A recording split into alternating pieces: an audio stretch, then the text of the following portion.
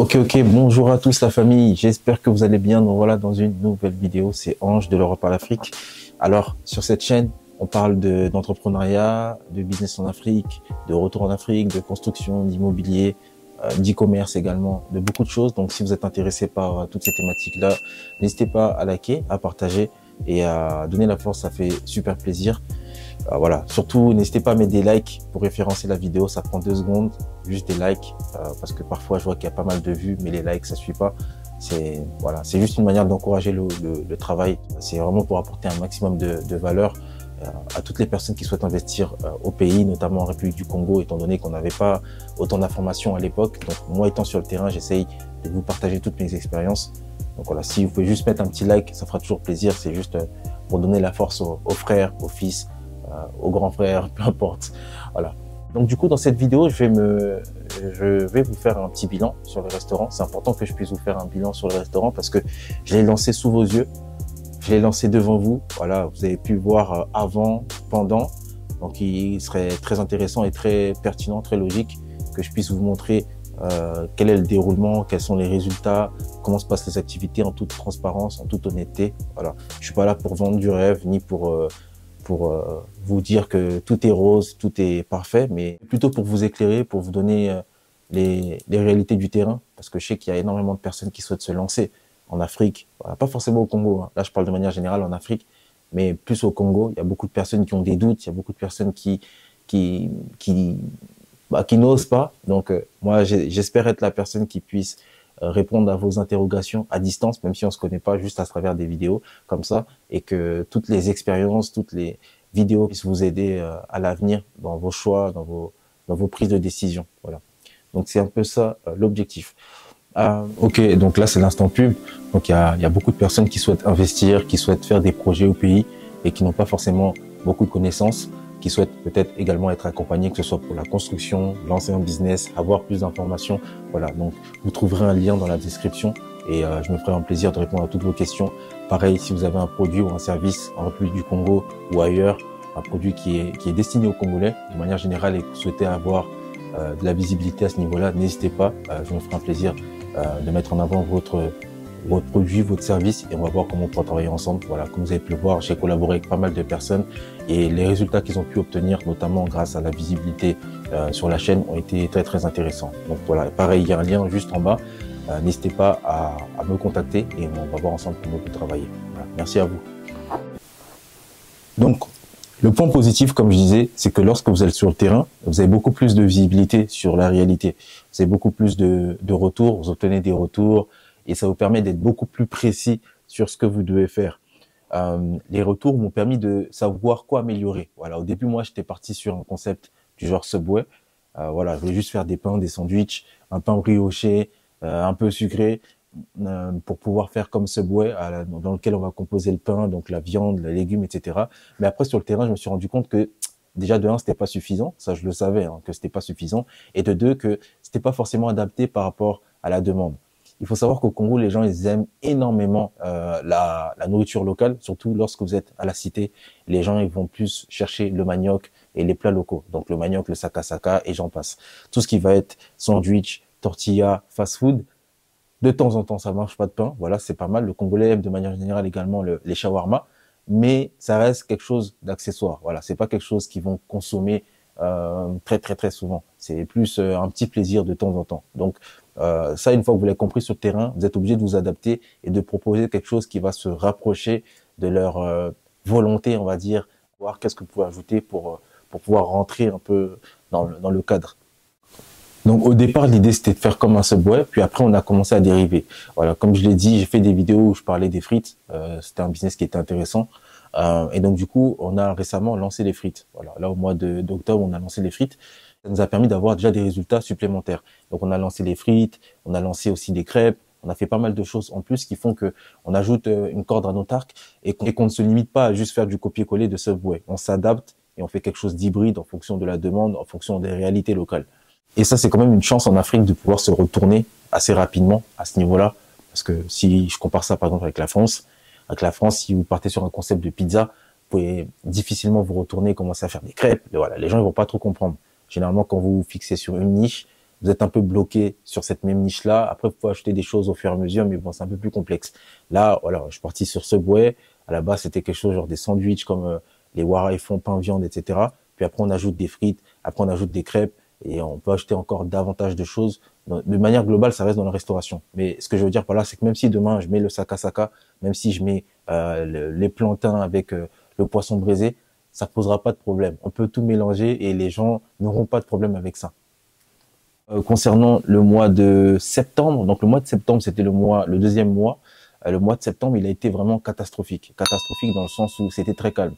Donc, comme je l'ai dit, je faisais pas de publicité, je faisais pas de marketing, pas de communication. Vraiment, on se basait sur le trafic organique, le trafic local, les gens qui passaient par là, les gens qui habitaient à côté, qui travaillaient non loin. Et j'ai essayé de voir ce que ça donnait naturellement. Bon, ça n'a pas été fameux. Et si on prend le mois de septembre, alors septembre, vraiment, on était en difficulté dans le sens où on a fait peut-être que juste quelques dizaines de milliers de plus de francs CFA par rapport au mois d'août. Voilà, on avait bien démarré au mois d'août. On avait fait des bonnes semaines. On était à peu près à 75% des charges qui se payaient seules. Donc, fallait que j'ajoute 25% de ma poche pour payer toutes les charges. Mais pour le mois de septembre, là, c'était totalement l'opposé. Pour le mois de septembre, je pense qu'on n'était même pas à 20%, même pas à 15%. Voilà, donc j'ai dû dépenser beaucoup d'argent pour ce mois-ci. Après, ça reste relativement correct. La chance qu'on a, comme je l'ai dit, par rapport du fait que le loyer soit pas excessivement cher et que voilà, il y a qu'une seule personne qui travaillait, donc ça restait très correct. Donc ça restait correct et tenable en tout cas.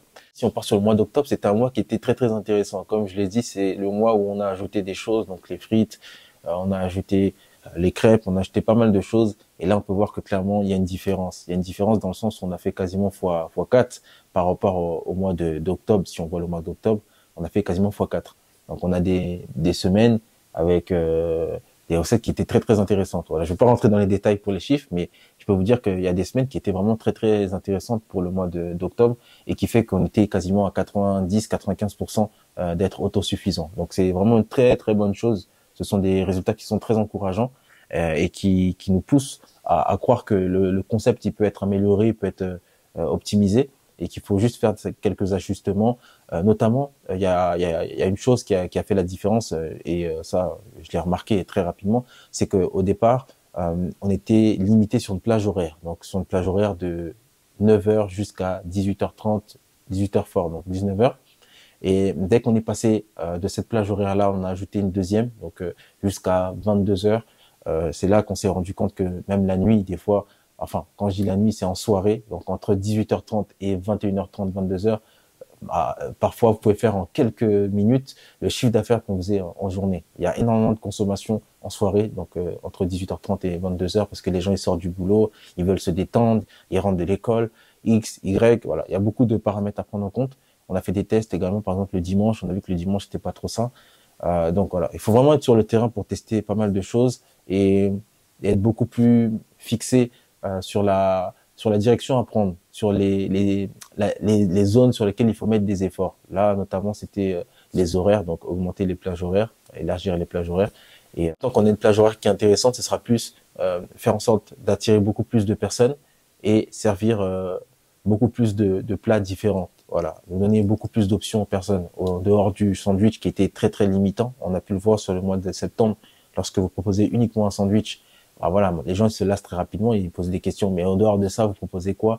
Donc c'est par rapport à tous ces retours, ces feedbacks-là qu'on essaie de s'orienter et ajouter au fur et à mesure des choses pour que le restaurant il puisse avancer et grandir. Voilà, globalement, ce sont des résultats qui sont très encourageants, très positifs. Ça fait seulement 4 mois, donc août, septembre, octobre, novembre, qu'on est actif. Donc faut laisser le temps au temps, comme j'ai eu à le dire, le salon de coiffure lorsque qu'on l'a ouvert en 2021, 2022, on a commencé réellement à exploser autour d'avril 2023. Donc ça nous a pris 5-6 mois, alors que pourtant les coiffeurs qui étaient là, ils avaient une certaine clientèle. Donc là, quand vous partez from the scratch, partez de zéro, vous amenez un concept dont les gens ne sont pas habitués. Voilà, ils ont un peu des gros yeux comme ça quand ils regardent les affiches. Il faut laisser le temps au temps et à la cité, les gens sont très curieux, mais ils sont aussi très...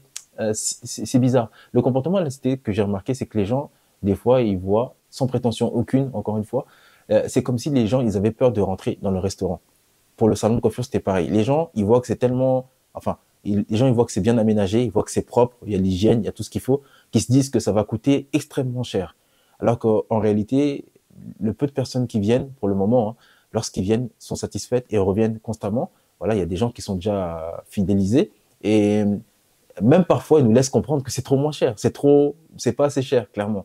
Bon, après, chacun aura son avis là-dessus, mais je pense qu'il y a beaucoup, en fait, à la cité, on réfléchit un peu comme, comme à la cité en France, hein, comme en banlieue, dans le sens où on a des a priori, on a des blocages mentaux et parfois on a du mal à sortir de cette box-là. On est trop fermé, on a trop voilà, on a peur.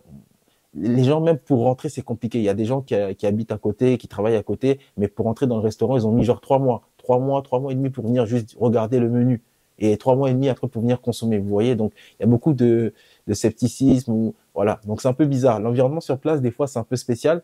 Et globalement, comme je l'ai dit, c'est encourageant. Là, ça fait seulement quelques mois. J'ai hâte de voir ce que ça va donner dans 6, 10 mois.